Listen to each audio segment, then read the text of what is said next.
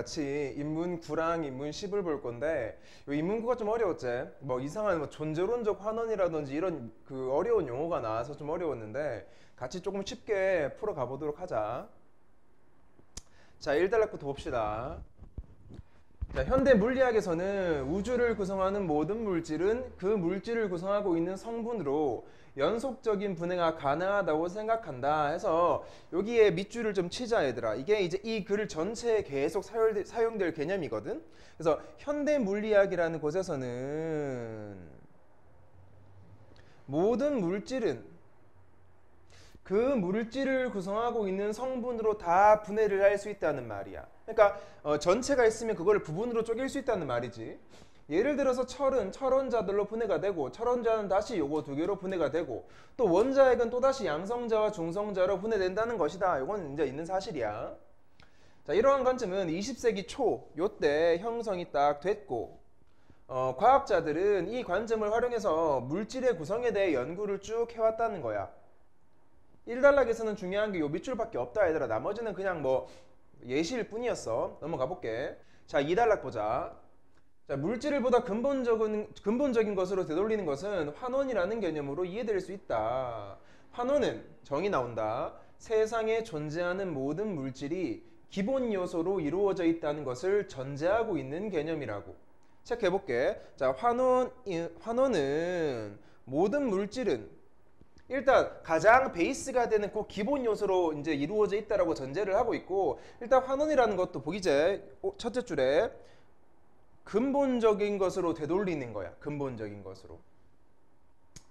예를 들어서 어떤 물질이든지 근본적인 건 여기 있는 기본 요소겠지. 그래서 여기 있는 기본 요소랑 근본적인 것은 같은 말이야 얘들아. 이해됐나? 그래서 모든 물질을 갖다가 이렇게 되돌린다. 자, 이 개념을 바탕으로 존재론적 환원은 자, 새로운 거 나왔다. 존재론적 환원. 그래서 여기에 별표 박을 사람 별표 박으시고, 이 존재론적 환원이라는 말이 이 글 전체의 주제라고 볼 수 있어. 그래서 존재론적 환원은 다양한 수준의 물질이 갖는 부분 전체 관계에서 전체의 속성이 전체를 구성하는 부분들의 속성과 플러스 한번 끊어주고 요거랑 플러스해서 부분들 사이의 상호작용으로 이루어져 있다고 가정하고 있다. 도대체 주어가 뭐가? 전체의 속성이 말이야. 이 전체의 속성은 부분들의 속성 플러스 그 뒤에 부분들 사이의 상호작용으로 이루어져 있다 이거야 지금. 이해됐나? 뭐 예를 들어서 우리 레고를 생각하면 가장 쉽겠지. 자, 레고로 내가 어떤 성을 만들었어. 근데 그 성을 레고 한 조각 한 조각 한 조각이 모여서 만들어진 거잖아. 그래서 이제 그런 이제 그런 이론으로 쭉 전개를 하는 게 여기 있는 그 존재론적 환원 관점이야 지금. 계속 읽어볼게. 과학 연구에서는 존재론적 환원을 바탕으로 연구를 수행함으로써 굉장히 그 성공적인 결과를 거둬왔다고. 과학 입장에서 너무 좋아. 하지만 그 존재론적 환원은 사람의 영혼과 같은 그 정신적인 거, 좀 추상적인 거, 눈에 안 보이는 거 있지. 그 정신적 추상적 존재가 그 물질로 환원될 수 있는지를 설명하기 어렵다는 문제를 안고 있었다고. 자, 한계점이 나오지. P라고 적어놓고 한계점 밑줄 쳐볼게. 정신적인 존재가 물질로 환원될 수 있냐라는 거지. 예를 들어볼까? 내가 지금 어떤 사람을 좋아한다 또는 사랑한다라는 감정을 느껴. 그럼 이 사랑이라는 감정을 어떤 물질로 환원시킬 수 있는데 여기에 대해서 의문이 생기는 거지. 됐나? 그래서 요 문제에 관해서 두 가지 의견이 나오거든. 그래서 한쪽의 의견도 잘 보시고 다른 한쪽도 의견을 잘 보신 다음에 얘들 둘의 차이점을 공부해 주시면은 그게 시험 문제인 거야 그냥. 됐나? 자, 계속 읽어볼게. 자, 정신적 존재가 물질로 환원이 가능한가에 대해 보이지? 이원론과 유물론의 입장에서 한번 살펴보자한다. 이원론은 첫 번째, 정신적 존재는 독자적인 실체로 구성되어 있는 것이기 때문에 물질로 환원이 아예 불가능하다라는 거지. 밑줄 쳐보자. 정신적 존재는 독자적 실체로 구성되어 있기 때문에 환원이 불가능하다. 하지만 역접 이원론은 오랫동안 정신적 존재라고 여겨졌던 대상들이 복잡한 물질 현상으로 이해할 수 있게 되었다는 점에서 설득력이 약화되었다니까. 밑줄을 쳐놓고 예를 들어볼게 얘들아. 대표적인 게 예를 들어서 뭐 기쁨 또는 뭐 흥분이라는 감정 있잖아. 그게 이제 흥분은 정신적인 그런 존재였는데 우리는 그걸 과학적으로 어떻게 해? 막 아드레날린, 막 도파민, 막 이런 용어를 쓰면서 그런 화학 물질의 작용으로 흥분되게 된다, 기쁨을 느끼게 된다, 뭐 황홀감을 느끼게 된다라고 하잖아. 그래서 이제 마약 같은 게 나오는 거지. 마약은 뭐야? 물질이 인위적으로 우리의 감정을 막 들게 만드는 거잖아. 막 기분 좋은 감정 이런 거. 그래서 그런 것들이 쭉 근거가 나오다 보니까 요 이원론은 결국 설득력이 약화된 거지. 결국엔 뭐 있겠어? 유물론이 지금 현재 대장이겠지? 이해됐지? 그까지 보시고 그러면 이원론은 이런 식으로 정신적 존재는 독자적이라고 했지만 실제로는 많은 증거가 나왔기 때문에 정신적 존재가 독자적인 게 아닐 수도 있겠다로 이제 이해를 해줘야 돼. 이대로 가보자. 이제 유물론이다. 유물론에서는 세계가 물질로만 구성되어 있다고 봐. 뭐 유물론이니까 뭐 그럴 수 있겠지. 여기서 말하는 세계는 얘들아 뭐 책상, 버스, 뭐 건물 이것도 괜찮지만 우리 인간의 정신까지 다 포함하는 거다. 이러한 유물론의 입장과 존재론적 환원의 입장을 모두 수용하면은 자 아까 1단락에서 나왔던 존재론적 환원이랑 이제 유물론을 짬뽕시켜 보자고. 그러면 정신적 존재의 속성이 물질적 속성으로 환원된다고 주장할 수 있을 것이다. 뭐랑 하면은 요거랑 요거를 플러스 짬뽕 시키면은 요게 된다고. 정신적인 것도 그러면 물질로 바꿀 수 있겠네. 왜? 유물론이 뭐라 그랬어? 모든 세계는 물질로 구성되어 있으니까 정신적인 것도 물질로 구성되어 있을 거 아니야. 그러니까 그 물질로 그러니까 정신을 물질로 바꿀 수 있겠다라고 한 거지. 하지만 역접이 나온다. 이에 대해서는 정신적 속성이 궁극적으로는 물질적 속성으로 환원될 것이라고 믿는 입장이 한계가 있어. 우리가 지금 보고 있는 정신적 속성이 그래 무조건 환원된다라는 입장이 있고 세계의 진정으로 존재하는 것은 오직 물질뿐이지만 세계에 있는 모든 것은 물질뿐이라는 것은 인정. 근데 우리 두뇌와 같은 특정한 물질이 가질 수 있는 추론 능력과 같은 그런 정신적 속성은 말이야 물리적 속성으로 환원될 수 없다고 보는 입장으로 나누어 생각할 수 있다고. 그러니까 유물론에서도 똑같은 유물론 안에서도 입장이 두 개인 거야. 어차피 위에 나온 여기 앞에 있지? 첫 번째 1 적어놓을게. 1번 입장이랑 여기 2번 입장이라고 치면은 1번 입장과 2번 입장의 공통점은 어차피 우리 세계에 있는 모든 것은 물질로 구성되어 있다 이거야. 차이점은 뭐냐면은 이 정신적 속성에 관한 건데 1번 입장은 정신적 속성도 물질적으로 환원할 수 있다는 입장이고 2번은 그런 정신적 속성이 있지. 특정한 물질이 가질 수 있는 그러한 정신적 속성은 말이야. 여기서 말하는 특정한 물질은 뭐 뇌 같은 거야. 요런 것만 물리적 속성으로 환원할 수 없다라고 보는 거야. 그러니까 이제 더 쉽게 설명해 볼게. 이 2번 입장 있지. 후자. 이 2번 입장에서는 이 세계에 존재하는 물질을 두 가지로 구분한 거야 지금. 그러니까 이 세계에 존재하는 건 모든 게 다 물질인데 완벽하게 환원이 다 가능한 물질, 일반적인 물질이 하나가 있고 그 다음에 환원이 불가능한 특수한 물질이 따로 있다는 거야. 특정 물질이. 뭐 뇌 같은 거. 이해됐지? 그래서 요런 입장을 취하고 있구나. 두 가지 입장이구나. 알고 넘어가 볼게 얘들아. 자 계속 봐. 전자는 말이야 다 환원되는 거. 존재론적 환원을 존재자의 수준과 속성의 수준 모두에서 주장한다. 자, 요 말 좀 어렵지? 됐나?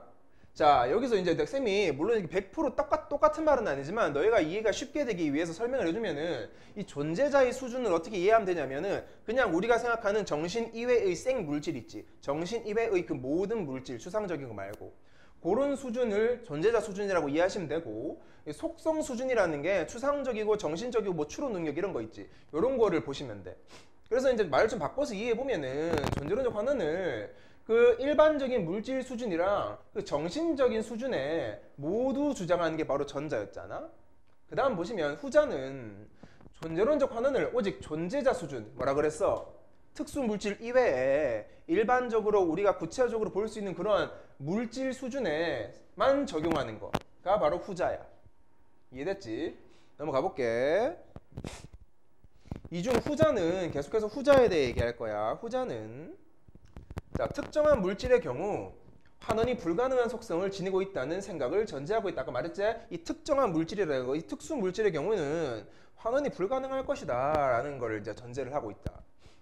예를 들어 화학자와 물리학자는 화학에서 다루는 물질들이 궁극적으로는 물리학에서 다루는 보다 미세한 물질들로 환원된다는 것에 동의를 한다. 즉 뭐다? 화학에서 다루는 뭐 산소, 칼슘 이런 것들은 물리학에서 다루는 미세한 물질들로 환원이 될 것이다 라고까지야.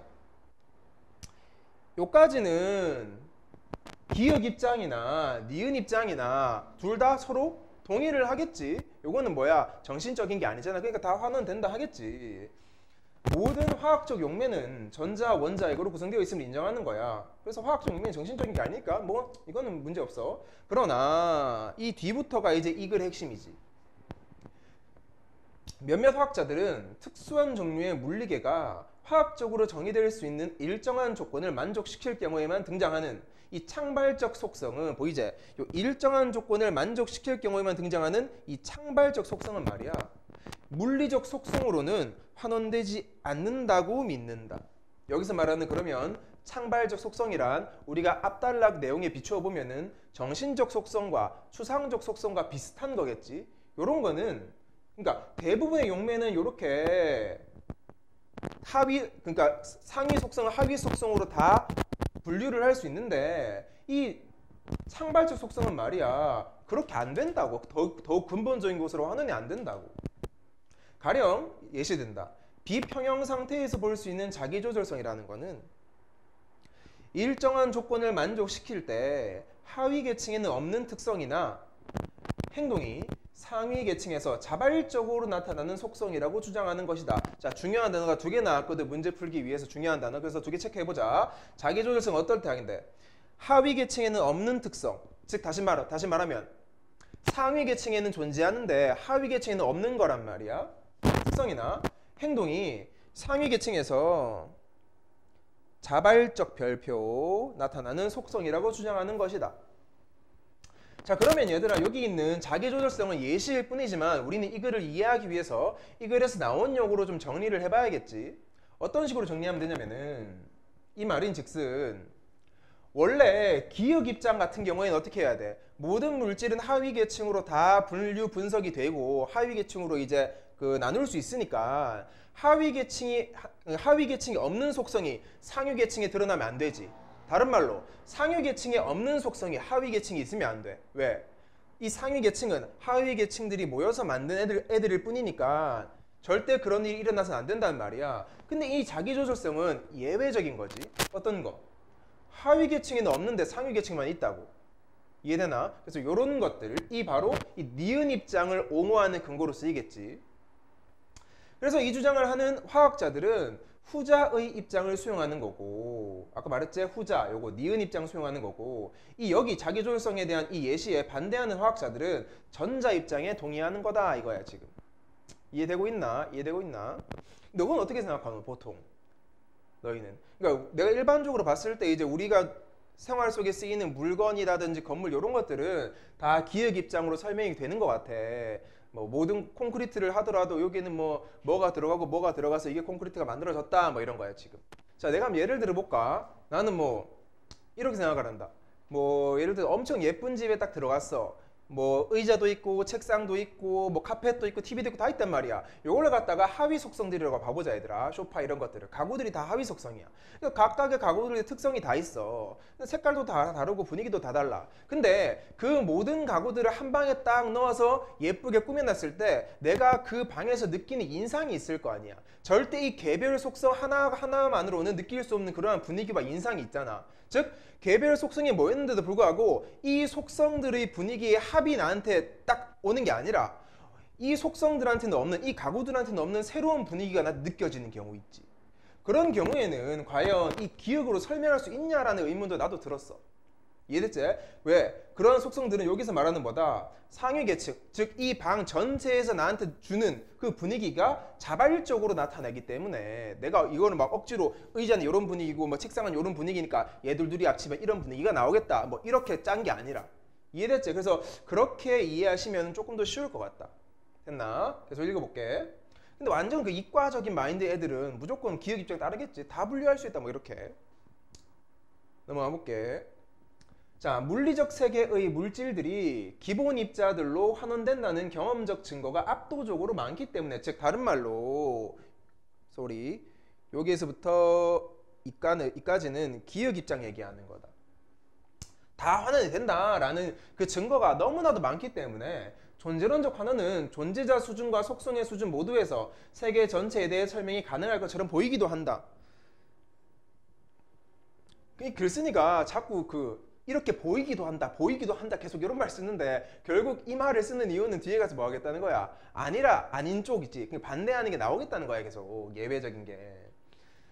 예를 들어서 인간의 염색체를 구성하는 기본 요소의 염기의 배열 순서를 읽어내면, 밑줄 쳐볼게. 염기의 배열 순서 물결 표시 읽어내면 인간의 다양한 형질이 발현되는 현상에 대한 생물학적 근거를 규명할 수 있을 것처럼 보인다고. 체크해볼게. 다양한 형질이 발현되는 현상에 대해서 근거를 제시할 수 있을 것처럼 보인다. 그러면 예시가 이렇게 나왔더라도 우리가 원래 아는 개념으로 바꿔 적을 수 있으면 되겠지. 자, 염기의 배열 순서를 안다라는 거는 다른 말로 하위 계층 얘기하는 거지. 하위 계층의 그러한 속성을 알 수 있으면, 자, 형질은 뭐야? 이게 다른 말로 상위 계층 또는 이걸 갖다가 뭐 속성 수준으로 보면 되겠지. 하위 계층은 존재자라고 보면 되겠고, 존재자. 이해됐지? 그래서 이러한 것에 대한 근거를 규명할 수 있을 것처럼 보인다 이거지. 하지만 역점은 나온다. 이런 주장에 대해서 다양한 반론이 제기될 수 있다. 자, 이제부터 반론 시작합니다. 3가지 반론 시작한다. 우선 그 개체주의적 입장에서 반론을 한번 해보자고. 이들은 어떤 물질은 그 물질을 구성하고 있는 부분들이 지닌 속성들과 각각 독립적으로 존재한다고 주장을 한다. 뭐랑 뭐가? 물질은 부분들이 지닌 속성과 독립적으로 존재한다고 주장한다고. 너희가 있잖아, 이걸 자꾸 물질 막 부분 이러니까 더 헷갈리는데, 그냥 여기 나온 물질을 전체라고 그냥 이해해라. 전체는 부분들이 지닌 속성과 독립적이다 요거야. 따라서 물질 전체와 부분들의 속성은 상호작용을 애초에 안 하기 때문에 물질 전체는 그 전체를 구성하는 부분들의 속성들로 환원되는 것이 아니라 단순히 그 부분들의 속성들의 합으로만 이해될 수 있다는 반론을 제기할 수 있다까지. 밑줄 쳐보자. 따라서 뒤에 물질과 부분들의 속성은 상호작용 안 합니다. 그 뒤에 부분들의 속성들로 환원되는 것이 아니라 부분들의 합으로만 이해될 수 있다. 아까 내가 들었던 그 가구의 예시를 생각하면 되겠지. 가구의 예시. 다음으로 두 번째 비판, 인과론적 입장에서 반론해보자. 이들은 어떤 물질이 그 물질을 구성하고 있는 부분들로 환원되기 위해서는 말이야, 전제가 있어야 돼. 어떤 전제? 그 물질 전체랑 그 부분 속성 사이에 인과적 관계가 반드시 존재해야 된다고. 따라서 말이야, 만약에 인과적 관계가 존재하지 않는다면은 환원 불가능하다 이거야. 인과적 관계가 반드시 존재해야 돼. 마지막으로 양자역학 입장에서 반론해보면은 이들은 미시세계에서는 어떤 물질을 이루고 있는 각 부분들의 상태가, 여기서 또 나온다, 각 부분들의 상태가 말이야, 서로 독립적이지 않고 섞여있는 중첩 상태가 존재한다고. 얘는 조금 위에 애들이랑 좀 특이한 게 전체가 부분들로 구성되어 있지 않다 이 말을 하고자 하는 게 아니라, 애초에 부분들이 말이야 부분과 부분으로 떨어져 있는 게 아니라 부분들끼리도 막 중첩되어 있다고. 이해됐나? 따라서 물질이 그 물질을 구성하고 있는 각 부분들의 그 개별적 속성으로 환원되는 것 자체가 불가능하다. 애초에 이게 떼내려고 하면은 말이야 얘들끼리 막 중첩돼서 그 분리를 할 수가 없다는 거지. 중첩돼 있어가지고. 이게 양자역학 입장인데, 물론 얘의 전제는 뭐다? 여기 있는 미시세계라는 걸 전제로 두고 있다. 이해됐나? 그래서 여기까지가 지문 분석은 끝이고, 내가 정리하면서 한 번 더 수업을 해줄게. 조금 더 쉽게. 그러니까 글이랑 같이 설명하다 보니까 조금 이해가 안 될 수도 있는데, 내가 판서를 하면서 설명을 해주면 좀 더 이해가 잘 될 거야 얘들아. 됐지? 자, 그러면 일단 문제를 보고 판서로 넘어가 보자. 문제부터 봅시다. 1번 문제. 내용 전개 방식 문제가 나왔어. 쌤이 항상 말했지? 내용 전개 방식 문제를 내면은 1단락부터 마지막 단락까지 모든 내용을 포괄할 수 있는 그러한 선지를 골라야 된다고. 그래서 답이 2번인 이유가 이 글의 주제인 존재론적 환원의 입장도 제시를 잘했고 마지막에 반론이었지. 이 반론까지 제기했으니까는 답이 2번이야. 뭐 1번이라든지 3번, 뭐 4번, 5번에는 이 글 전체를 포함할 수가 없어. 이 글 전체가 포함될 수가 없어. 이유가 뭐다? 마지막에 나온 그 중요한 반론 3개가 이 선지에는 없잖아. 그래서 답이 2번이다. 2번 문제. 기획과 니은 입장에서 보기에 대해 이해하란다 얘들아. 첫 번째, 수소, 질소 결합해서 요 냄새는 수소, 질소는 존재할 수 않고 예견할 수 없는 것으로 상온에서 질소와 수소가 직접 반응해야만 나타난다. 여기 체크할게. 암모니아 냄새는 수소나 질소에는 존재하지 않고 예견할 수 없다. 뭐다? 새로운 게 나온 거지. 부분들의 합으로 새로운 게 등장한 거지. 즉 이 전체는 부분들로 분류가 안 되는 거지. 누구 입장? 니은 입장이겠고. 밑에 사람의 뇌를 구성하고 있는 뭐시기 다 돼 있지만 다 필요 없어. 단 하나의 단어. 자발적. 끝. 이것도 뭐다? 누구 입장? 니은 입장. 맞지? 자발적.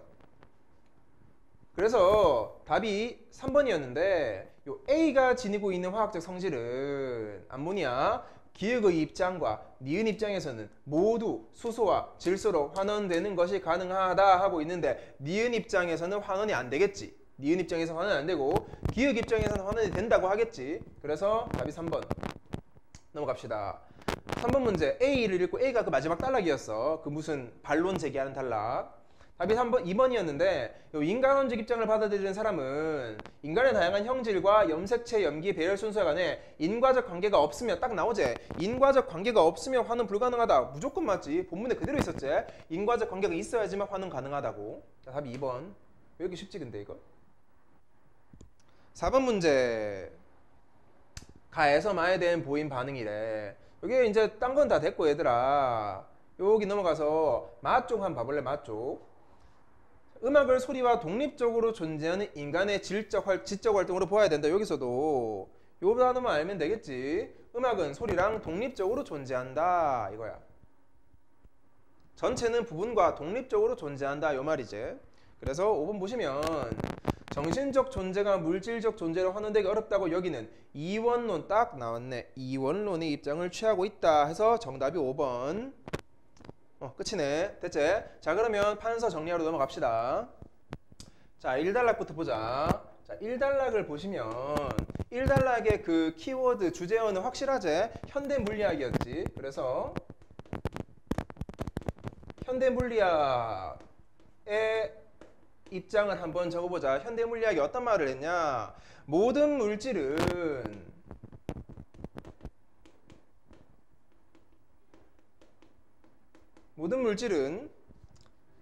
그 물질을 구성하는 물질의 그 구성 성분으로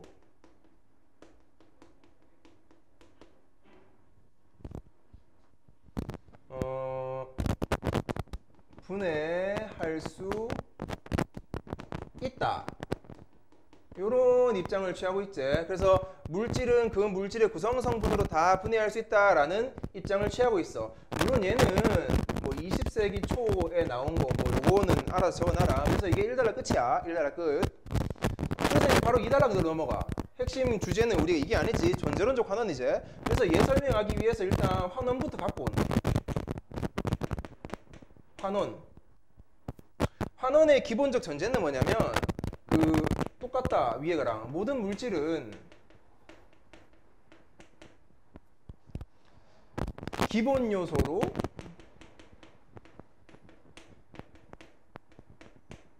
이루어져 있다. 이게 이제 환원의 전제야. 여기서 이제 뻗어나온 게 우리가 이 글에서 보고 있는 존재론적 환원인데, 그럼 존재론적 환원은 뭐라 하노? 쌤이 좀 알아보기 쉽게 그림으로 한번 그려볼게.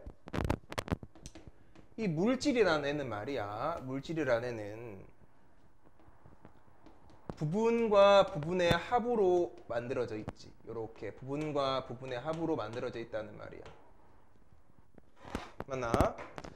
여기서 말하는 물질은 이제부터 나는 이거를 갖다가 알아듣기 쉽게 부분의 반대인 전체라고 이제 적어 놓을게. 물질은 전체를 말하는 거야. 부분과 부분의 합인 전체. 자, 이 부분과 부분의 합이 물질이 되는데 전체는 이꼴 뭐다? 이렇게 표현하면 되겠네. 부분과 부분의 상호작용과 이 부분 하나하나의 속성들의 합. 이해됐나? 전체는 뭐라고? 부분과 부분의 상호작용과 부분들의 속성의 합이라고. 이게 합. 이해됐지? 그래서 요게 되면은 이게 이제부터 전체라고 부를 수 있다라는 거지. 그러니까 어쨌든 이 전체를 설명함에 있어서 부분만 가지고도 설명할 수 있지. 부분과 부분의 상호작용 플러스 부분의 속성이니까 뭐 새로운 건 더 튀어나오지 않는 거지. 얘로만 다 설명이 가능한 거야 지금. 그래서 결국에는 이러한 존재론적 환원 입장을 통해서 과학에서는 말이야, 이거 덕분에 많은 성과를 이루어냈지. 대성공을 이루어냈지. 과학에서는 뭐 개좋지 이게. 근데 이 글의 포인트는 뭐다? 그래, 그럼 물질들을 알겠는데 그러면 너그 정신적인 건 어떡할래? 그 추상적이고 정신적인 건 어떻게 설명할래? 라는 게 3단락부터의 핵심이었지. 그래서 여기까지였어. 3단락 가보자. 3단락은 얘들아 3, 4단락을 한 번에 정리할 건데 정리할 게 꽤 많아. 그래서 나는 여기 칠판이 작아가지고 여기 조금 설명하고 오른쪽 좀 더 적을 테니까 너거는 뭐 노트에 적으면은 쭉 적어라 그냥. 3, 4단락. 그래서 얘의 핵심 뭐다? 주제 적어볼게. 정신적인 것도 환원 가능하냐에 대한 질문에 대해서 두 가지 답이 나온다. 첫 번째, 이원론이 나오지. 이원론은 대놓고 딱 말한다. 닥치고 정신은 뭐다? 독자적이다. 감히 물질 따위가 와가지고 설명할 수 있는 그런 차원의 것이 아니다. 그렇기 때문에 이 정신은 물질로 환원 되겠어 안 되겠어? 얘들 입장에서는 환원 불가능한 거예요 그냥. 이해됐지? 하지만 얘들이 이겼으면 참 좋았겠지만 결국 얘들은 이제 패배를 하게 되지. 왜? 과학이 발전함에 따라서 그 정신을 물질로 어디 있노? 이해할 수 있게 됐지.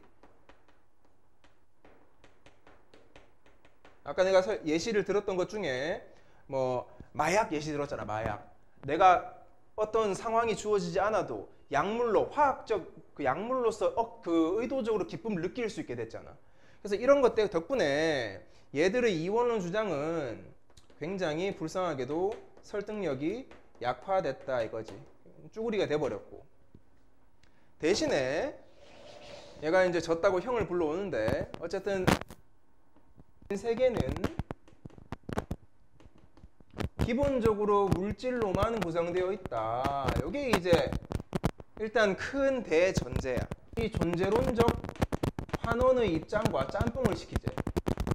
짬뽕을 시키면은 결론은 요게 나오지.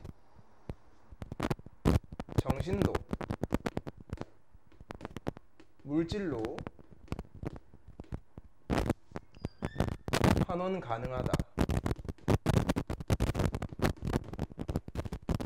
이러한 결론이 나올 수 있다라고 말을 했어. 하지만 이 입장에는 뭐가 존재한다? 두 가지의 입장이 존재하고 있다. 두 입장이 존재한다. 기억나지? 이게 이제 우리가 본문에서 봤던 기읍과 니은의 입장이잖아. 그래서 체크를 해볼게. 밑에 첫 번째 입장. 첫 번째 기역 입장은 존재자랑 그 다음에 그 속성, 존재자 수준과 속성 수준에 위에 나오는 이 의견을 모두 적용할 수 있다라고 보는 입장이 하나가 있어. 정신적인 것이든 아니면 정신적이지 않고 물질적인 것이든 어쨌든 다 이렇게 환원이 된다라는 거야. 그래서 쉽게 말해서 방금 얘기했듯이 우리가 보는 정신도 여기에 있는 물질로 싹 바꿀 수 있는 거지. 그냥 바꿀 수 있는 거지. 그냥 또 한 개 더. 여기서 의견은 요거지. 하위 계층에 없는 속성은 상위 계층이 있겠어 없겠어? 하위 계층이 없으니까 상위 계층에도 없겠지. 속성은 상위 계층에 존재할 수 없다라는 입장이야. 이해됐지? 이해됐나? 그리고 있잖아 얘들아, 여기 그 하위 계층이라는 말과 똑같은 말도 좀 알아놔라. 학교에서 다른 말로 낼 수 있잖아. 뭐 더 근본적인 것. 이해됐나? 더 뭐 원초적이고 근본적인 걸 하위 계층이라고 한다. 아무튼 이게 이제 기억의 입장이었고, 얘랑 다르게 니은 입장은 뭐였냐? 저 의견은, 위에서는 요 의견은 말이야, 존재자 수준에만 적용하는 입장이지. 속성 수준은 안 되고 존재자 수준에만 적용하는 입장이야. 여기서 이제 그 특수한 그 물질을 전제로 하는데, 특수한 상황을 전제로 해. 그래서 조금 다르게 적어볼게. 그 특정한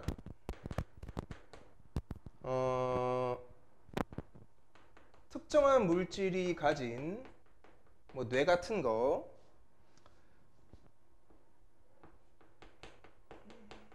정신적 속성,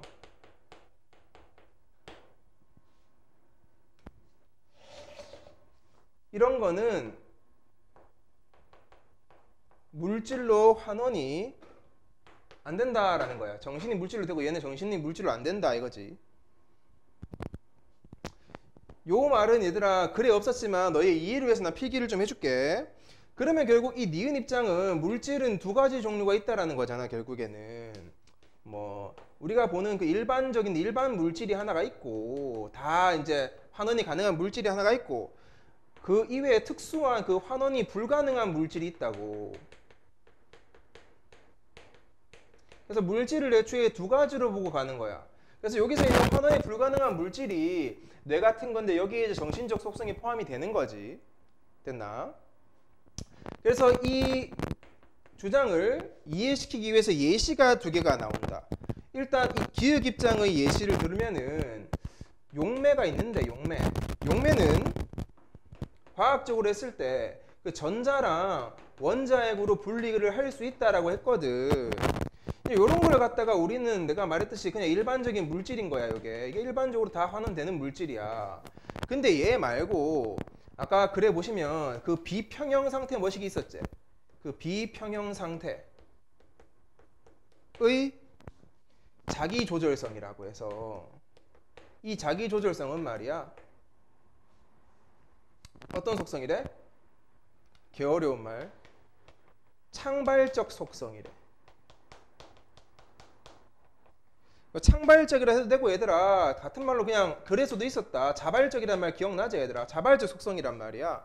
그래서 이런 걸 갖다가 우리는 뭐라 불러? 환원 불가능한 물질이라 해도 되고, 뭐 더 쉽게 뭐가 특이 물질이라 해도 된다 얘들아. 아무튼 그런 얘기를 했었지. 그런 얘기를. 그래서 여기까지가 세상에 있는 모든 물질은 본질적인 것으로 모두 환원 가능하다라는 입장에 증거가 너무 많았다는 거지. 기억나나? 그 증거가 너무 많았기 때문에 이제 그게 받아들여진다고. 됐지? 읽어볼게. 모두 환원 가능하다 는 입장의 증거가 워낙 많았다. 물론 여기에 대해서 반론이 3개가 나와. 그래서 여기 이제 이 내용 밑에 나온 예시가 그 무슨 DNA 염기서열 그 얘기 나왔으니까 그 예시 한 개 적어놓자. 예를 들어서 염색체, 사람의 염색체 염기 배열 순서. 나는 사실 이 염기 배열 순서가 뭔지 모른다. 과학 다 까먹었다. 뭐 이런 게 있단다. 염기 배열 순서를 알면은, 이걸 알면은 뭘 할 수 있다고? 인간의 형질, 인간 형질 발현을 설명할 수 있다라는 거지. 인간 형질 발현을 설명할 수 있다. 여기 적어놓을게. 설명이라고. 설명 가능하다라고 하는 거야. 근데 이런 식으로 이상한 예시가 딱 나와서 너희를 혼란스럽게 해도 우리는 이걸 갖다가 찰떡같이 우리가 아는 개념으로 바꿀 수 있으면 되겠지. 바꿔볼까 내가? 염색체 염기 배열 순서를 다른 말로 기본 입자, 기본적인 입자. 인간 형질 발현은 뭐 기본 입자 또는 뭐 그냥 하위 계층의 어떤 게 알면은 이 상위 계층을 알 수 있다. 뭐 이렇게 이해하면 되겠지. 그럼 같은 말을 다른 예시로 적었을 뿐이야. 그냥 부분을 알면은 전체를 알 수 있다. 뭐 이런 거지. 또는 존재자, 속성 뭐 이렇게 보면 되겠지. 어쨌든 여기에 대해서 반론을 펼친다. 반론 1. 반론 1은 개체주의. 개체주의 입장에서 반론을 펼친다. 개체주의에서는 세 개를 얘기한다 얘들아. 물질은, 여기서 말하는 물질은 같은 말로 전체 얘기한다. 그냥 물질은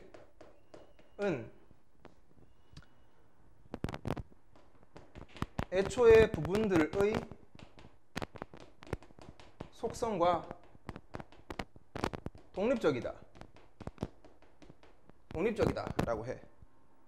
또한 전체와 물질과 부분은 애초에 상호작용을 하지도 않는다.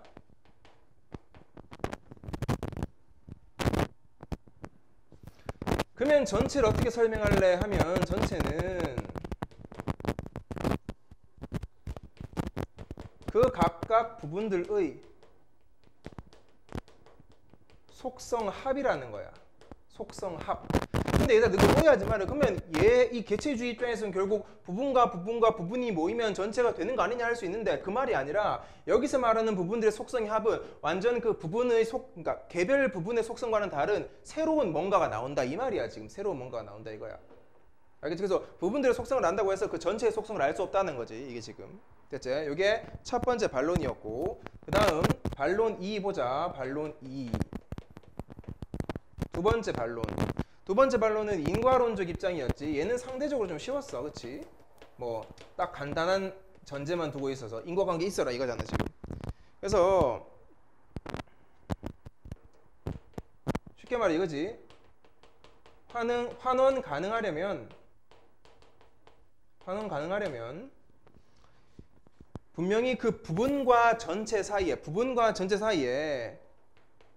그 인과적 관계가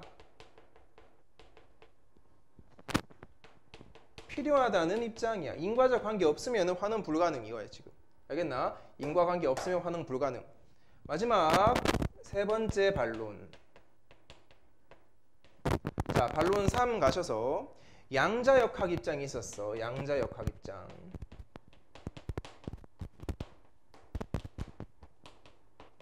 자, 양자역학 입장에서는 이 미시세계를 일단 전제로 한다. 이 미시세계를 보면은 미시세계도 그러니까 이 세계 중에 하나니까 미시세계는 어떤 상태가 있냐면 그 부분들이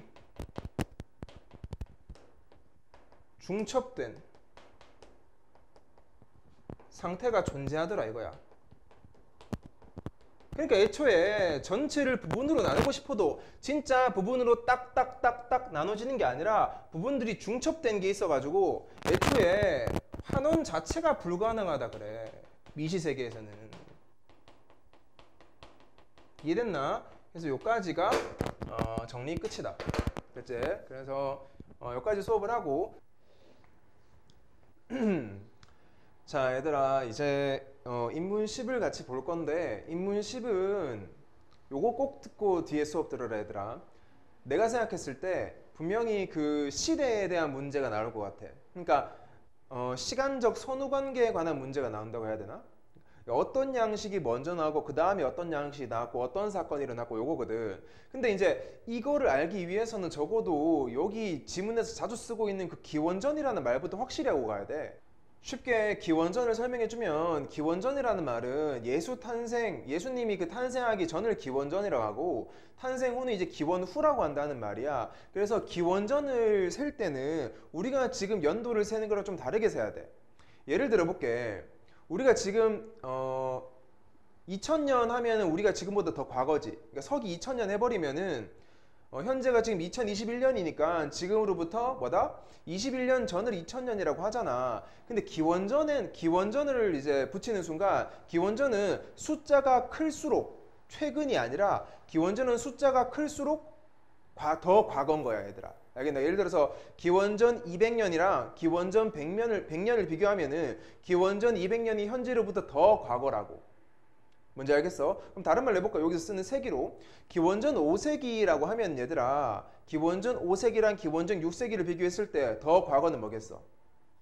더 과거는 당연히 기원전 6세기가 더 오래된 과거인 거야. 알겠나? 그래서 순서대로 제시를 하면은 기원전 7, 6, 5, 4, 3, 2, 1 하고 그 다음에 이제 우리가 살아가는 예수님 탄생 후인 서기 1세기, 2세기, 3세기 뭐 이렇게 지나가는 거야. 지금 21세기고. 뭔지 알겠지?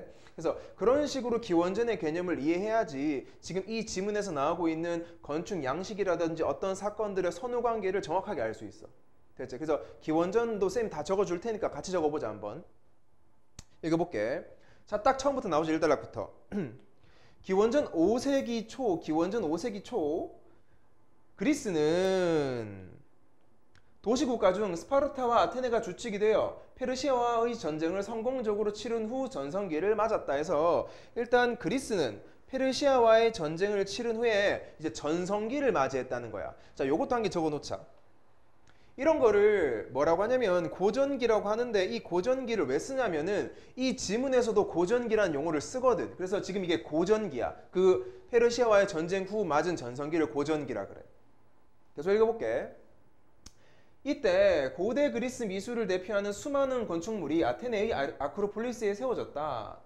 아크로폴리스는 고대 그리스 도시에서 정치와 종교의 중심이 되었던 언덕 위 성체를 가리키는 말이다까지 읽었지. 그래서 아크로폴리스의 정의의 밑줄을 쳐놓자. 요거다. 정치와 종교의 중심이 되었던 성체. 자, 페르시아와 전쟁을 치르면서 파괴된 아테네의 아크로폴리스는 페리클레스 시대에 대규모 재건 사업이 진행되었다. 이때 파르테논 신전, 에레크테이온 신전 등 고전기 건축 양식을 대표하는 건축물이 세워졌다. 여기 나오지? 고전기라는 게 아까 말했듯이 페르시아와의 전쟁 후 시기, 전성기를 갖다가 고전기라고 하는데 그런 고전기 양식을 대표하는 건축물들이 언제 세워졌다? 페르시아와 전쟁 후 전쟁으로 파괴된 그 신전을 복구하면서 이런 건축 양식의 건축물들이 세워지기 시작했단 말이야. 그래서 이 글에서 설명하고자 하는 거는 페르시아와의 전쟁 후 또는 전쟁 전에 생겼던 양식, 그런 건축 양식에 대해서 설명을 하겠다는 거예요 지금. 알겠지? 그래서 건축 양식의 네모를 쳐주시고 요게 이 글을 관통하는 가장 큰 주제다. 이달락 가보자. 이 그림은 그렇게 중요하지 않아. 자, 신전은 숭배의식을 주목적으로 하는 건축물로 그리스에서는 기원전 7세기경부터 석조 신전들이 건축되기 시작했다 적혀있지. 체크해볼게. 기원전 7세기부터 시작됐다 이거지. 뭐가? 요 신전이. 다시 말한다. 기원전 7세기라 함은 지금 이 글에서 나온 세기 중에는 가장 옛날이야. 가장 예전 7세기야. 왜? 아까 앞에 내가 말했지. 그 고전기가 기원전 5세기거든. 그럼 여기 7세기인 거야 지금 이게. 더 페르시아와의 전쟁 한참 전인 거야. 이때부터 이제 그 돌로 된 신전들이 건축되기는 시작했다는 말이지. 이 신전은 사각형 형태의 본체 외부를 일정한 간격으로 세워진 다수의 기둥인 열주가 둘러싼 구조래. 그래서 사각형 본체를 열주가 뭐야? 일정한 간격으로 세워진 여러 개의 기둥을 열주라고 한다는 말이지. 그게 이제 둘러싼 구조였단 말이야. 우리가 일반적으로 보는 그리스의 신전들이 다 이런 식으로 생겼지. 체크해볼게. 사각형 형태의 본체 외부를 열주가 둘러싼 구조다. 자, 이 열주 모르는 사람 여기도 밑줄 쳐. 여러 개의 기둥. 자, 이 구조에서는 옆의 그림에서 확인할 수 있는 건물에 체크한다. 기단, 주축, 그 다음에 주신 기둥 몸체, 주두 기둥의 머리 같은 기둥의 각 부분과 체크한다. 어쨌든 이런 거 같은 기둥의 각 부분과 엔테블리처의 결합이 외형을 결정짓는 중요한 요소로 작용했다. 체크할게. 엔테블리처의 결합이 외형을 결정짓는 중요한 요소로 작용했다. 적혀 있지. 그래서 엔테블리처는 지금 기둥 위, 그 지붕 위쪽 있지. 요걸 엔테블리처라고 그러지. 그래서 요러한 재료, 그러니까 기둥의 각 부분들과 기둥이 아닌 그 천장 부분의 결합이 굉장히 외형을 결정짓는 중요한 요소로 작용했다는 거지. 이해됐어? 그래서 별표를 좀 쳐놔라. 아, 그렇기 때문에 어떤 건축물이 어떤 시대 거고 어떤 특징을 가지고 있다면 어떻게 해야 돼? 아, 기둥의 각 부분이 어떻게 생겼지? 그 다음에 엔테블리처는 어떻게 생겼지? 이거를 보시면은 이 글을 훨씬 이해하기 쉬울 거야. 그래서 요 두 군데 꼭 잘 체크해놔라. 넘어가 볼게. 이에 따라 본보기가 될 만한 기둥 건축 양식의 기준인 주범이 만들어졌다. 주범이 뭐라 그래? 요즘 말로 따지면 수학의 정석같이 설계도라는 거지. 이해됐나? 그래서 어떤 기둥은 이렇게 만들어야 된다는 그 설계도 같은 게 그 주범이야. 기준인 주범이 만들어졌단 말이지. 주범은 기둥과 엔테블리처 결합해서 구조상, 장식상의 일정한 기준을 뜻하는데, 체크할게. 한 번 더. 기준을 뜻하는데, 기본적인 주범은 나온다. 도리스식, 이오니아식으로 아케이키에 나타났으면 체크해볼게. 도리스식과 이오니아식은 아케이키 뭐지? 아케이키는 얘들아 요렇게 적히면 너도 이해 안 되니까 내가 말해줄게. 요거를 우리는 어떻게 적을 거냐면 기원전 6세기라고 생각하면 돼. 기원전 6세기. 쉽게 기원전 6세기. 그러니까 7세기부터 신전이 만들어지기 시작했고 실제 그 뭐라 그러냐 요거 주범 그 기준이 만들어진 건 6세기라고. 6세기에 뭐다? 도리스식과 이오니아식이 나타났다. 그 다음에 코린토스식 보이지? 코린토스식은 아케이키 이후인 고전기에 등장했다. 그러면 이 고전기라 함은 기원전 아까 말했지? 몇 세기? 5세기인 거야. 5세기. 순서 알겠나? 다시 7세기에 신전들 만들어지고 6세기에 도리스식 이오니아식 나타나고 주범이 그 다음 기원전 5세기에 이제 코린토스식 주범이 나타나는 거야. 이해됐지? 그리고 또 한 개 더. 너가 이거 식 할 때 이걸 갖다가 무슨 그냥 진짜 건축물 이름인 줄 알았는데 이거 그 도시 이름이다 얘들아. 그 코린토스라는 그 지역, 도리스 지역, 이오니아의 지역에서 나타나는 건축물의 양식이 그렇게 도리스식, 이오니아식, 코린토스식이라고 하는 거야 지금. 이해됐지? 넘어가 보자. 도리스식, 이오니아식, 코린토스식 주범에서 가장 눈에 띄는 차이는 기둥의 머리 부분, 즉 주두장식이지만 역적. 그러니까 가장 차이점은 어디 보라고 이제 주두장식 보라는 거지 지금. 글 읽을 때 이 세 개의 방식이 쫙 나타날 건데 얘들끼리 차이점과 공통점 알아야 되잖아. 그거 알 때 뭘부터 보라고? 주두부터 보라고 이거. 그 다음 그리스 건축 주범의 핵심은 이제 또 두 번째 핵심 뭐다? 주두장식만이 아니라 기둥과 지붕, 건물 하부 구조 전체의 뭐다? 조합 방식. 조합 방식 잘 보라고. 그러니까 주두의 모양과 주두의 장식과 조합 방식을 보고 요 세 가지 주범을 차이점으로 구분해달라는 지문이야 지금. 됐나? 그래서 이 단락이 생각보다 여러 가지 막 몇 세기를 모르면 어려운 거라서 잘 봐놔라 얘들아. 잘 봐놔. 넘어간다. 자, 일반적으로 도리스식 주범에서는 자 나온다. 첫 번째 도리스식 주범 시작한다. 이제 집중하고 기단 위에 주추 없이 체크해야지. 주추가 없이 기둥을 세운다. 첫 번째 특징. 자, 주신 그러니까 기둥 몸체의 세로 홈은 날카롭고 체크할게. 일단 주추가 없다라는 거. 그 다음에 주신의 세로 홈은 날카롭고 두 번째. 세 번째 주두 우리 중요하다 했지. 방금 전에 이 단락에서 내가 이거 분명히 주두 중요하다 그랬지. 나왔어 드디어. 주두는 사각형의 석판과 반석 모양 구조물로 단순한 형태다. 단순하다. 별표 쳐넣는다. 뒤에 나중에 코린토스랑 비교할 거야. 단순해 엄청. 이 주범은 기원전 6세기 초부터 나타났다. 언제부터? 도리스식은 기원전 6세기부터. 요것도 우리 한 거다 얘들아. 복습해봐. 여기 내가 적혀놨지? 도리스식과 이오니아식은 아케이키라 그랬지. 기원전 6세기 아케이키라 그랬지. 그래서 여기 그대로 나오지?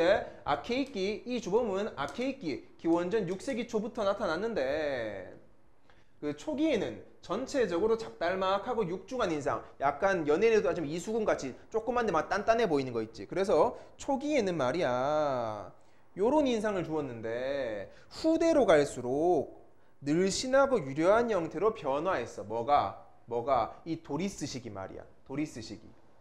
이해됐지? 그래서 짧고 뚱뚱하다가 갈수록 길고 얇아진다 생각하면 되겠지. 자, 도리스식 주범이 사용된 대표적인 건축물로는 자, 파르테논 신전 네모 치시고 이제부터 파르테논 신전에 드러난 도리스식 특징을 쭉 비추실 거야. 자, 파르테논 신전 건축은 페르시아 전쟁 후 실행된 아크로폴리스 재건 사업의 핵심이었대. 흔히 엔타시스라고 불리는 베을림 기둥 양식은 우리나라에도 있지. 그 무량수전, 베을림 기둥에 이런 거 있잖아. 그래서 엔타시스라고 불리는 베을림 기둥 양식은 베을림 기둥 뭔지 아나? 그림으로 그리면 기둥이 이렇게 생긴 게 아니라 이렇게 배가 뚱뚱하게 이렇게 생긴 걸 갖다 베을림 기둥이라 그래. 어쨌든 이 베을림 기둥 양식은 한 세기 전부터 도리스식 건축에서 사용되었으나 체크해볼게. 사용되었으나 이 신전에서는 거의 눈에 띄지 않을 정도로 이 신전에서는 완화됐다는 말은 뭐야? 이제 베을림 기둥이 아니라 거의 일자 형태를 띠게 됐다고. 하지만 여기 있는 엔타시스는 언제부터 나왔다? 한 세기 전부터 여기에서 사용됐다고. 이 파르테논 신전이 지어지기 한 세기 전부터 사용되고 있었지만은 이 파르테논 신전에서는 여기 엔타시스 양식이 사용되지 않은 거야 지금. 그래서 읽을게. 기둥들은 위로 올라갈수록 건물 중앙을 향해 조금씩 안쪽으로 이렇게 기울어지며 기단 역시 양쪽 끝으로 갈수록 완만하게 아래쪽으로 휘어있다. 체크해볼게. 기둥은 어떻게 한다고? 위로 올라갈수록 중앙을 향해서 기울어지고 있고 기단도 어떻게 됐다고? 양쪽 끝으로 갈수록 완만하게 아래쪽으로 휘어져 있다고. 이러한 방식은 매우 미세해서 유심히 보지 않으면 잘 드러나지 않지만 전체적으로 보면 어떤 분위기 준다? 우아한 분위기를 불러일으키는 요소다. 뭐가? 두 가지 화살표 치세요. 여기 있는 거 있지? 기둥이 중앙을 향해서 기울어지는 것, 그리고 기단이 양쪽 끝으로 갈수록 완만하게 아래 위로 휘어 있는 게 뭔가 우아하다고. 각진 게 아니라 뭔가 이렇게 좀 휘어지고 막 기울어지고 이런 거니까 우아한 요소를 불러일으킨다. 이 신전은 외부의 열주 아까 얘기했지? 기둥들을 여러 개 나열한 거 열주에 도리스식 주범을 사용하여 도리스식 신전의 걸작으로 꼽히지만 어디에는 열주에 도리스식을 잘 사용해서 그래서 파르테논 신전은 도리스식의 대표적인 건물이다라고 하지만 그 셀라의 외벽 상부 프리즈와 후실의 기둥은 이오니아식으로 꾸며졌다. 여기 나오는 셀라랑 프리즈는 뒤에 어휘 풀이 있지. 그거 알아서 봐라 얘들아. 이거까지 다 설명하면 내가 미술 선생도 아니고 예술 선생도 아닌데 이건 나도 잘 몰라. 그냥 너가 뒤에서 보고 해석해라. 그래서 요까지가 뭐다? 도리스식 주범의 특징과 도리스식 주범이 잘 드러난 파르테논 신전의 특징들이 쭉 나열해야겠다. 좀 이따가 칠판에 정리할 텐데 다 정리해줄게 이거. 그 다음 넘어간다. 이오니아식 주범 보자. 이오니아식 주범. 얘 몇 세기라 그랬어? 얘 도리스식이랑 거의 유사해. 그러니까 5세기라 하면 되겠지. 얘 5세기에 나왔겠지. 맞지? 고전기. 자, 주두는 처음부터 중요한 게 나오는데 주누는 양쪽에 소용돌이 형태의 장식이 달려있으며 프리지에 길게 연속된 부조가 배치된 경우가 많았다. 여기에 밑줄을 쳐놓고 우리는 어떻게 적어야 되냐면은 이렇게 적어야지. 분명히 도리스식 주범의 주두를 봐봐. 도리스식 그 주범의 주두는 이거 봐봐라. 단순한 형태였단 말이야. 그냥 사각형이고 동그랗게 방석 모양이고 해서 단순한 형태였는데 이제 주두가 단순한 형태가 아니라 소용돌이 장식이 달려버리지. 그러니까는 얘 같은 경우에는 도리스식보다는 복잡한 거야.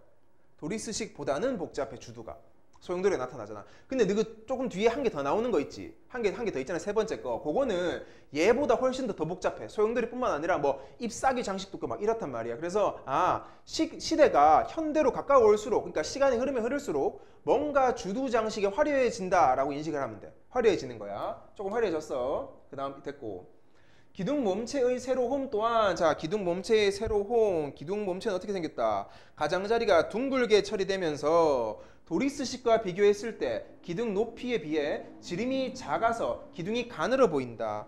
기둥 높이에 비해 지름이 작아 가늘어 보인다고. 뭐에 비교했을 때? 도리스식과 비교했을 때. 근데 도리스식도 후기로 갈수록은 어떻게 한다 그랬어? 잘 봐. 다시 앞으로 넘어갈게. 도리스식도 얘들아 여기 보시면은 후대로 갈수록 늘씬하고 유려한 형태라 그랬지. 대세가 그런 거였나 봐. 뚱뚱한 거 싫어하고. 그래서 마찬가지로 여기 있는 이오니아식도 어떻게 한대? 일반 도리스식에 비해서는 기둥의 지름이 작다라는 말은 굵기가 작아지고 오히려 길어져가지고 가늘어 보인다 요거지. 됐나? 아무튼 요러고 요 말이고, 그 기둥 몸체의 세로홈은 앞에 도리스식과 비교를 잘해야 되잖아. 도리스식은 어땠는지 아나? 도리스식은 세로홈은 날카롭다 보이지. 날카로웠어. 근데 이오니아식에는 둥글게 처리됐다는 말이니까 이걸 갖다가 인지를 하실 때 날카로움이 아니라라고 적어놔야 되겠지. 그래야지 도리스식과 대비가 잘 되겠지. 날카롭지도 않고 도리스식에 비해서 기둥도 훨씬 더 가늘어 보인다. 넘어갈게. 끝. 이 주범이 도리스식보다 유연하고 부드러운 느낌을 주는 것은 이 때문이라고 딱 나오네. 도리스식보다 유연하고 부드러운 느낌을 준다. 왜? 도리스식은 날카로웠는데 얘는 기둥 몸체 그 가장자리가 둥글게 처리되어 있고 뭔가 기둥도 굵지 않고 얄쌍하게 해가지고 유연하고 부드러운 느낌을 준다 이거지. 아크로폴리스에서 이오니아식 주범이 적용된 대표적인 건축물은 뭐다? 에레크레이온 신전 네모친다. 자, 에레크레이온 신전은 아테네 여신을 비롯한 여러 신들과 영웅들을 봉헌된 신전으로 뭐 이정의는 외울 거 없겠지? 여러 개의 셀라가 합쳐진 독특한 구조다. 여러 개의 셀라가 합쳐진 구조로 돼 있다. 이 신전의 북쪽 현관과 동쪽 외부는 유려한 형태의 이오니아식 열주. 북쪽 현관과 동쪽 외부는 이오니아식 열주니까 어떤 식이어야 돼? 요런 식이어야 되지. 기둥이 높이에 비해서 기둥이 굉장히 얇아가지고 굉장히 유연해 보이는 그런 느낌을 주는 거지. 지금 열주로 장식되어 있으며 무엇보다도 남쪽 현관을 떠받치고 있는 6개의 카리아티드로 유명하다. 카리아티드가 내가 잠깐 찾아봤는데 이게 무슨 뭐 조형 기법이 아니라 무슨 석상 같은 거 있지. 무슨 사람 여신인가 무슨 석상을 갖다가 카리아티드라고 하더라고. 그걸 갖다가 다 박아놨다고 지금 남쪽 현관을 떠받치고 있게. 이해됐지? 그래서 요게 에레크레이온 신전의 특징들이다. 됐나? 넘어갑시다. 다음 단락 코린토스식 보러 가자. 자, 코린토스식 주범의 가장 큰 특징은 체크한다. 아칸소스 잎사귀와 팔매트, 소용돌이 장식 등이 복잡하게 결합된 주두. 자, 주두 딱 동그라미 쳐라. 중요하다 그랬지? 주두 어떻다고? 잎사귀 모양, 무슨 모양, 소용돌이 장식까지 다 있어가지고 이 지금까지 나온 양식 중에 제일 복잡하게 결합된 게 바로 여기 코린토스식 주범의 주두야. 그 밖에도 전반적인 조합에서 도리스식이나 이오니아식보다 또 나오지. 얘들보다는 훨씬 더 화려하고 장대하고 복잡하다. 중요하겠지. 이 주두는 기원전 4세기경부터 본격적으로 유행하기 시작하며 체크할게. 기원전 4세기부터 본격적 유행을 하기 시작했다는 말인데 그렇다고 해서 이 주두 양식이 기원전 4세기경에 나왔다는 건 아니야 얘들아. 코린토스식 주범은 기원전 5세기에 이미 나왔어. 나왔는데 4세기에 유행했다는 말이야. 이해됐지? 시작하여 로마 시대의 주류로 자리 잡게 된다. 아테네에서 코린토스식 주범이 사용된 대표적인 건축물로 꼽을 수 있는 올림포스 제우스 신전은 시기적으로 고전기 이후인 헬레니즘 시대에 속하는 것으로 분류한다. 체크해볼게. 이 고전기는 아까 말했지. 난 적을 공간이 없으니까 너는 적어라. 고전기는 기원전 5세기경이라 그랬지. 기원전 5세기경. 여기 있는 헬레니즘 시대는 언제냐면 얘들아 기원전 2세기, 3세기 이때쯤이래. 2세기, 3세기? 나도 뭐 정확하진 않은데 정확하게 공부하고 싶은 사람은 네이버 찾아보시고 나는 그냥 서너 단계만 알려준다. 고전기가 기원전 5세기쯤이라면 얘는 2세기, 3세기쯤이야. 그러니까 더 나중이지. 헬레니즘 시대에 속하는 것을 분류하는데 뭐가? 올림포스 제우스 신전이 말이야. 그러니까 이 올림포스 제우스 신전에는 얘들아 코린토스식 주범이 드러나겠지 잘. 자, 넘어갈게. 이 신전은 기원전 6세기에 착공될 당시 체크해볼게. 기원전 6세기에 착공이 될 당시에는 도리스식이란 말이야. 맞지? 왜? 기원전 6세기가 바로 도리스식이 나온 그 대세였던 시기잖아. 기원전 6세기. 맞지? 계획되었으나 공사가 재개되면서 코린토스식으로 설계가 변경됐는데 왜냐? 하필 그 공사가 재개된 시기가 기원전 2세기경이기 때문이야. 체크할게. 요거 그러니까 이 올림포스 제우스 신전이 스타트는 언제 했다고? 기원전 6세기에 도리스식으로 시작이 딱 됐어. 근데 한참 몇백 년 뒤에 이거를 다시 뭐다? 공사를 재개하기 시작했는데 하필 그 재개된 시기가 기원전 2세기 즉 헬레니즘 시대다 보니까 이걸 갖다가 코린토스식으로 설계가 변경됐다고. 도리스식에서 코린토스식으로. 됐지? 계속 읽어볼게. 이 설계가 변경됨에 따라 서기 2세기, 이제 서기 2세기란 말이 얘들아 기원전 다 끝나고 맞지? 서기 1세기, 2세기 할 때 2세기로 넘어온 거야 지금. 로마 시대의 기둥 높이가 약 17m에 이르는 측면의 2줄, 앞뒷면에 3줄의 10주가 둘러싼 장대한 규모의 건축물로 완공됐다. 진짜 오래 지었지. 뭐 1, 20년이 아니라 몇백 년 동안 지었나 봐. 그래서 이때 기원전 2세기에 요 설계 변경해서 짓기 시작해가지고 서기 2세기까지 4세기 동안 지었나 봐 이거를. 됐지? 그래서 계속 해볼게. 서기 2세기 로마 시대에 이렇게 한 건축물로 완공이 됐다. 코린토스식 주범은 고전기에 등장했으나 아까 앞에 나왔던 거야 얘들아. 이건 고전기에 기원전 5세기에 등장했으나 독립적인 위상을 차지하지 못하고 있다가 헬레니즘 시대에 유행하게 되었는데 코린토스식 주범이 보여주는 그 크고 화려함은 적절한 균형을 강조했던 도리스식이나 이오니아식에서는 결코 찾아볼 수 없었던 것이다 까지야. 그럼 체크해보기 차이점 나왔지? 코린토스식이 주범이 보여주는 크고 화려함은 끊고 적절한 균형을 강조했던 도리스식과 이오니아식에서는 찾아올 수 없다. 그러면 이제 코린토스식은 도리스식과 이오니아식과는 완전 달라. 왜? 얘는 크고 화려하고 도리스식 이오니아식은 뭐다? 뭔가 적절한 균형과 조화를 이루고 싶어하는 거. 막 화려하지 그렇게 화려하지 않고. 이해됐지? 그래서 마지막에 그러한 차이점까지 나오면서 끝난다. 됐나? 뭐 설명이 잘 됐을지는 모르겠는데 혹시 안 되는 사람은 그 세 개를 다 적어가면서 보시면은 훨씬 더 이해하기 편할 거야. 됐나? 자, 그 다음 문제 보러 넘어가 보자. 이번 문제 내용 전개 방식 문제다. 쉽다. 5번 그리스 건축에서 주범이 만들어지게 된 이유를 언급한 후 언급했지 뭐. 근데 그러니까 그 페르시아와의 전쟁 이후에 엄청나게 건축물들을 다시 복원하기 시작했는데 그 복원함에 따라서 어떤 양식 나와서 그런 이제 교본 같은 게 만들어졌고 주범의 종류 3가지 나왔지. 주범의 특징 다 나왔지. 그래서 답이 5번. 이번 문제 적절하지 않은 것 답 3번. 도리스, 이오니아, 코린토스식 주범은 각각 아케이키, 고전기, 헬레니즘 시대에 나타났다. 이 말 때문에 틀렸지. 나타난 게 아니라고. 나타난 게 유행한 거지. 즉 얘만 한 개만 들어볼게. 야, 코린토스식 주범은 헬레니즘 시대에 나타난 게 아니라 코린토스식 주범은 여기 봐봐. 고전기에 등장했으나 헬레니즘 시대에 유행을 하게 된 거라 그랬지. 유행을 하게 된 거. 그래서 답이 3번이고 3번 문제 기역과 니은에 대한 예로 적절하지 않은 것 하고 있다. 답 3번 기역의 주범에 비해 기역은 먼저 보여주고 넘어갈게.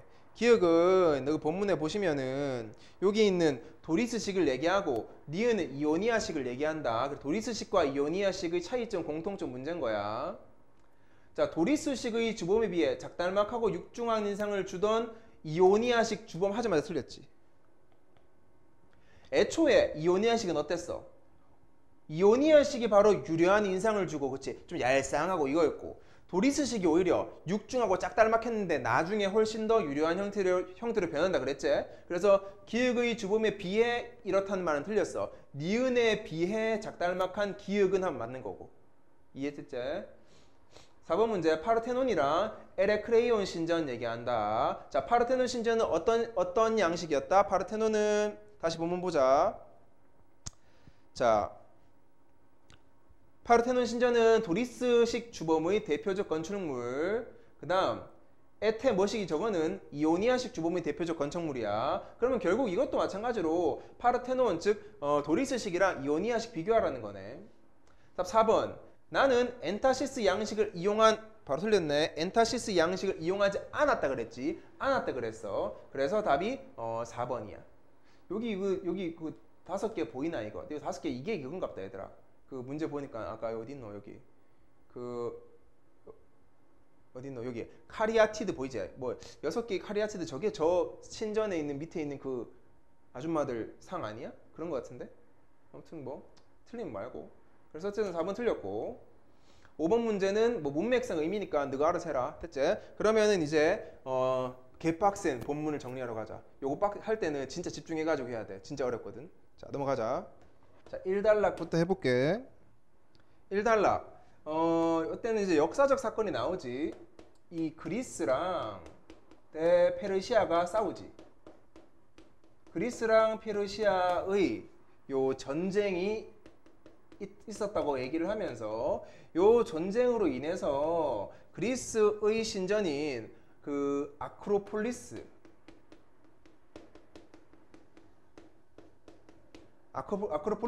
많이 파괴됐었다.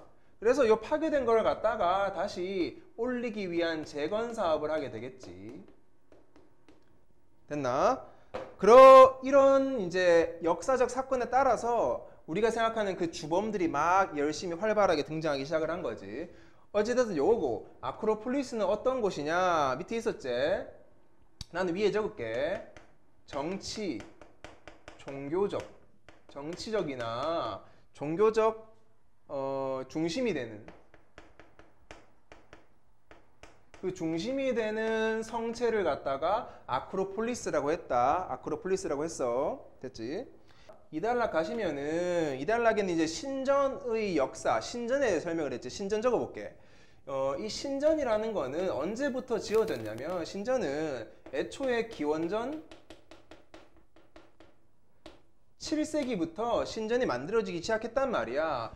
신전은 애초에 그 숭배의식 있지. 신을 숭배하기 위해서 숭배의식을 위한 건물로 지어지는 거야, 지금 요 신전은. 그래서 뭐 그리스 신전 할 때 무슨 뭐 신들 많이 나오잖아. 됐지? 형태 자체는 사각형 외부를 열주가 둘러싼 형태야. 요게 이제 기본적 신전의 모습이었다 이거지. 됐나? 참고로 여기 열주라는 말은 좀 말이 어려우니까 이걸 갖다가 그냥 기둥, 여러 개의 기둥이라고 생각하면 돼. 열주는 여러 개의 기둥이라고 생각하면 돼. 그래서 기둥으로 어떤 건물을 둘러싸고 있다까지 이해하시면 되고, 그 다음 화살표 쳐서 세부 내용 좀 적어볼게. 주범이 등장하게 된 계기를 보여줄게. 어떤 기둥의 각 부분들이 있었지. 여기서 말하는 각 부분은 나는 이제 안 적을 건데 너거는 적어라. 뭐 주추, 주신, 뭐 주두 이런 거 있지. 여러 가지 그 기둥의 부위들 말하는 거야. 그 부위랑 마지막에 엔테블리처. 여기서 말하는 엔테블리처 생각나지? 기둥을 제외한 위에 건물 뚜껑 얘기하는 거다. 엔테블리처. 요 두 개가 말이야, 어떤 건물 신전의 외형을 결정짓는 요소였어. 외형을 결정된 요소였어. 그러다 보니까 이거 두 개가 엄청나게 중요해졌지. 그래서 주범이 등장하게 됐다. 됐지? 자, 그래서 여기서 어떤 주범이 있냐 밑에 나왔었다. 체크해볼게. 우선 도리스식, 그리고 이오니아식 있었지. 얘들은 유사한 시기에 등장을 하지. 유사한 시기에. 그래서 요거들은 아케이기에 등장을 하고, 여기서 말하는 아케이기는 언제다? 기원전 6세기쯤이야. 6세기쯤 얘가 등장을 하지. 도리스식 이거는. 그리고 그 밑에 얘랑 조금 다른 코린토스식 주범은 그 뒤에 고전기에 등장을 하지. 고전기는 여기서 말하는 고전기는 기원전 5세기쯤이다. 알면 된다. 5세기쯤에. 됐지? 그래서 어쨌든 얘들은 말이야, 화살표 쭉 쳐가지고 둘은 차이점이 있는데 그 세 주범의 차이점이 굉장히 중요했지. 근데 모든 곳에서 차이점을 다 보려고 하면 한도 끝도 없으니까 이 글에 글 쓰니까 두 가지를 줬어. 뭐 그 주두 장식 쪽이랑 얘들의 건물의 그 조합 방식, 얘들 둘 좀 잘 보라고 글쓴이가 말을 했지. 그래서 얘들 둘 위주로 읽어도 큰 무리가 없다. 됐나? 자, 그러면 3달러 넘어가 보자. 도리스식부터.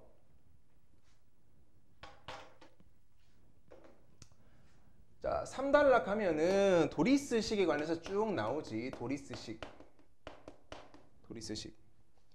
도리스식은 아까 말했듯이 기원전 6세기다. 기원전 6세기 쪽. 하나씩 나열해 보자. 얘는 주추가 없었어. 주추. 받침돌이 없어. 주추가 존재하지 않고 주신의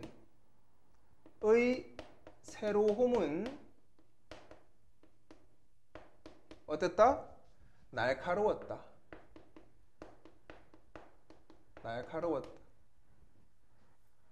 그 다음 우리가 제일 중요하게 여기는 거 주두지. 이 주두는 사각형 석판 뭐 방석 모양 뭐 구조물 이렇게 해가지고 여기에서의 포인트는 요 주두였는데 쉽게 말해서 그냥 단순하다 라고 알아두면 돼. 단순했다 알아두면 돼. 근데 이 도리스식이 초기가 있고 이제 후기가 좀 있었잖아. 그것도 좀 적어볼게. 도리스식의 초기에는 이 도리스식은 굉장히 낮고 육중했어. 뚱뚱했다. 근데 후기로 갈수록 작품에서는 뭐 늘씬하다 하던데 늘씬하고 유려하다. 좀 얇아졌다는 거지. 유려하다. 그러니까 좀 유려하다는 말도 약간 좀 흐물흐물거릴 정도로 조금 막 딱 버티고 있는 게 아니라 약간 좀 스근한 거 있잖아. 왜 표현해야 될지 모르겠다. 하여튼 그거고. 그 다음 기둥에 대해 설명을 하재. 기둥은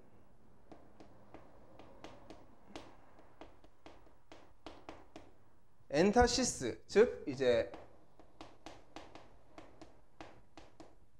베를린 기둥 양식이 있었다 이거지. 그래서 여기 엔타시스라는 기둥 양식이 있었는데 우리가 지금 볼 도리스식의 가장 대표적인 그 파르테논 신전에는 요 엔타시스 양식이 안 쓰인 거야 얘들아. 그러니까 이거 도리스식은 있긴 있어야 돼 이게. 넘어가 볼게. 그래서 이제 대표적 양식인 파르테논 신전으로 가보자. 자, 파르테논 신전의 특징을 쭉 적어볼게. 세 가지로 요약해서. 첫 번째, 파르테논 신전의 기둥은 어땠냐? 기둥은 방금 얘기했듯이 얘는 엔타시스가 아니야. 베를린 기둥이 아니었다. 대신 위로 갈수록 기둥의 그 위로 갈수록 건물 안쪽을 향해서 기울어져 있었다. 기울어지는 양식을 썼었다. 두 번째, 기단도 마찬가지로 뭔가 기울어지고 휘어 있었지. 기단도 끝으로 갈수록 어디로 기울어진다? 아래쪽으로 기울어진다.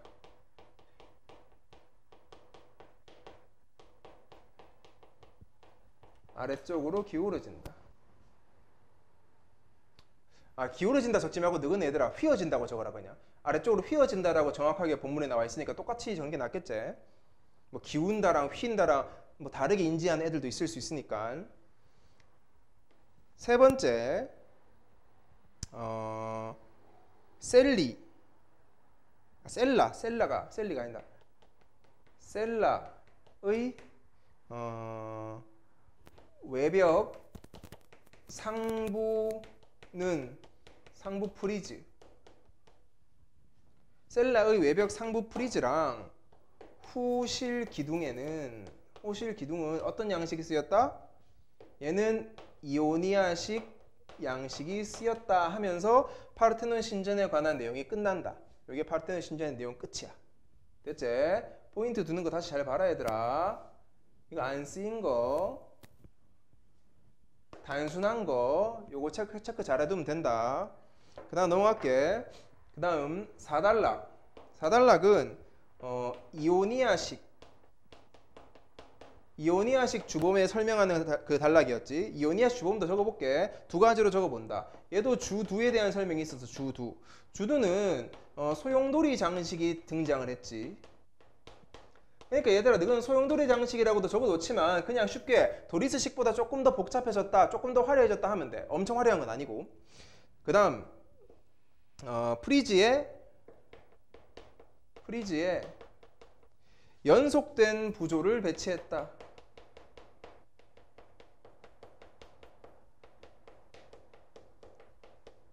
요게 주두에 대한 설명 끝. 그 다음 주신의 새로움. 여기에 관한 거를 여기 또 줬거든. 똑같은 기준이야.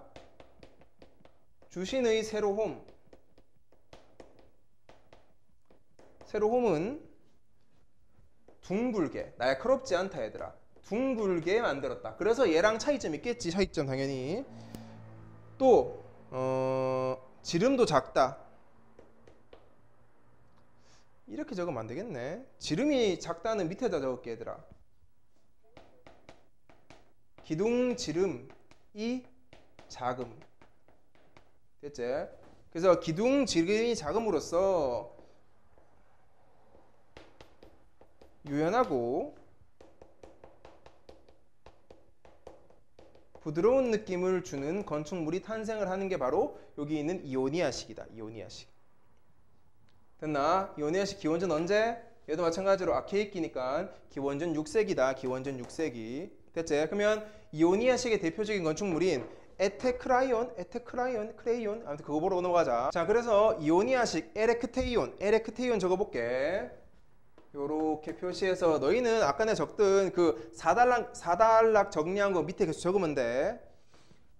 에레크테이온. 요 건축물 보자. 요거 건축물. 요것도 신전이야. 에레크테이온 신전. 요것도 세 가지로 정리할게요. 첫 번째, 얘는 구조 자체가 여러 셀라가 합쳐진 구조라 그랬다. 나도 구체적으로 이게 어떤 구조인지는 모르겠다. 여러 셀라가 합쳐진 구조가 뭔지. 특징만 쭉 나열할 뿐이지. 그래서 특이하게 말했던 거, 그 북쪽 현관 얘기했고, 북쪽 현관이랑 동쪽 외부 얘기했어. 동쪽 외부. 외부에는 딱 이오니아식 열주를 사용했지. 그러다 보니까 굉장히 이제 유려하겠지. 유려함. 아까 말했잖아. 이오니아의 기둥들은 다 얇고 유려하다고. 그러니까 지름이 작다라는 거지. 세 번째, 얘는 남쪽 현관.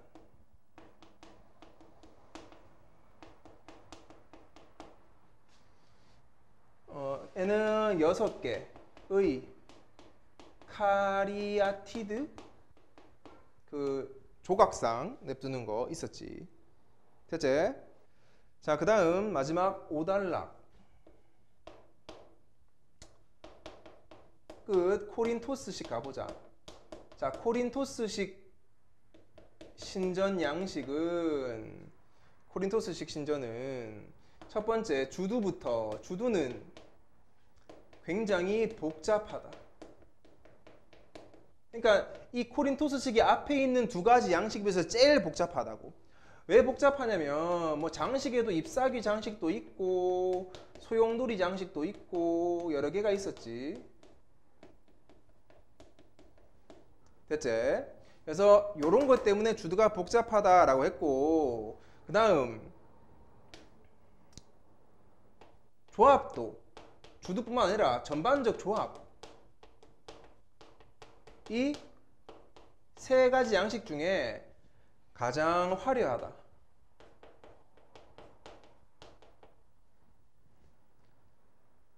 그 다음 이거는 언제부터 유행했냐 물으면 기원전 4세기부터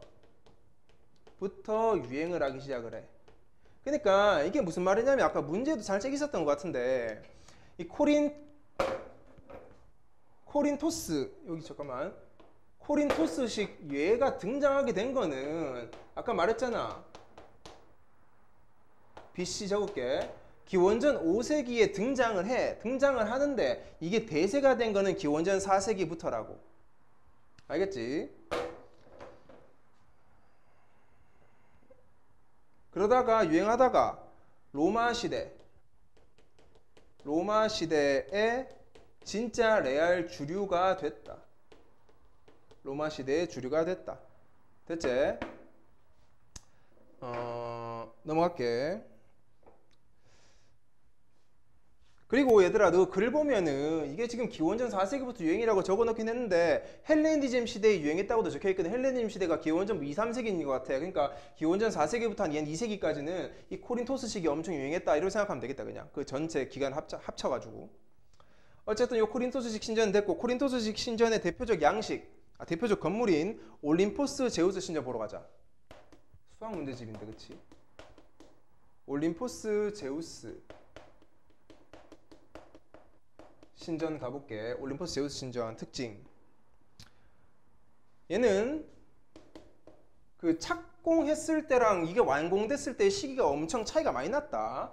일단 이게 착공할 때는 착공 시에는 말이야 어떤 식으로 짓기로 했냐면은 이게 이제 기원전 6세기다 보니까 원래는 이게 도리스식 양식이었거든. 도리스식으로 짓기로 했다는 말이지. 근데 여러 가지 이제 전투하고 뭐하고 하다 보니까 잠시 공사를 중단했다가 공사가 재개가 되지. 이게 이제 기원전 2세기경이었어.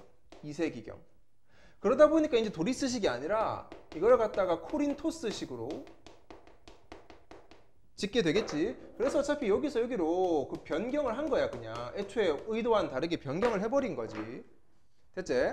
넘어간다. 두 번째, 얘가 그럼 언제 완성이 되냐? 서기 2세기에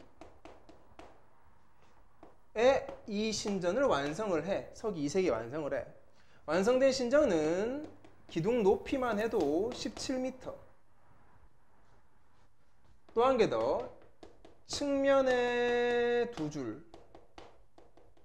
그리고 앞뒤는 3줄의 10줄을 지니고 있었다. 그러니까 측면에 2줄, 앞뒤 3줄이 10줄이라고 하니까 기둥이 10줄가 기둥이 쭉 나열된 거지. 그렇게 일자로 나열된 게 측면에는 2줄로 하나, 둘 나열돼 있고 앞뒤에는 3줄씩 나열돼 있다고. 이해됐나? 그러면 이제 요렇게 생각하면 되겠지 얘들아. 10주가 이제 요렇게 여기 10주잖아. 10주가 2개 있으면은 자연스럽게 복도 생김. 인정? 10주가 이렇게 3개 있으면은 복도가 2개씩 생기겠지. 뭐 요런 식으로 이해해도 된다. 넘어갈게. 그리고 마지막에 그 코린토스식이랑 나머지 두 양식의 차이점 밝히면서 끝난다. 어떻게? 코린토스식은 굉장히 크고 화려한데 도리스랑 이오니아식은 반대로 적절한 균형을 강조하는 양식이다. 했나? 아 힘들다.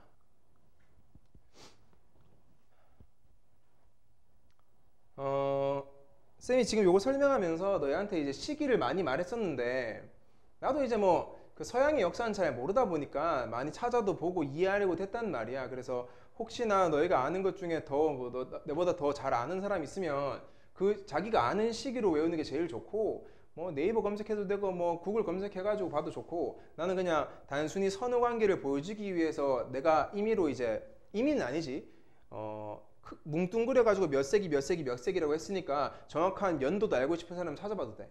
됐지? 자 오늘 여기까지 하고 수고했다.